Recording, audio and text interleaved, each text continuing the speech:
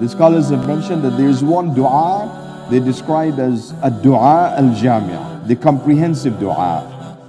And it's referred to as the comprehensive dua because any dua that you can make is contained in that dua, the comprehensive dua, which is mentioned by Allah subhanahu wa ta'ala in the Qur'an as well.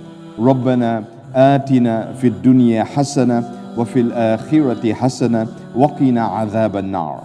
And we mentioned the important mindset of the believer, that you should strive for excellence in this dunya and strive for excellence in the akhirah. To be the best you can be in this dunya and work for the akhirah so that you will be granted falah and najat, success and salvation in the akhirah. The striving of the believer, the motto of the believer, the mindset of the believer.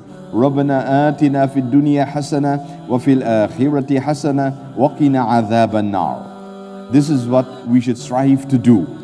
Strive for excellence in the dunya and excellence in the akhirah, and to be protected and saved from the punishment of hellfire, and therefore to be granted the rewards of Jannatul Firdaus.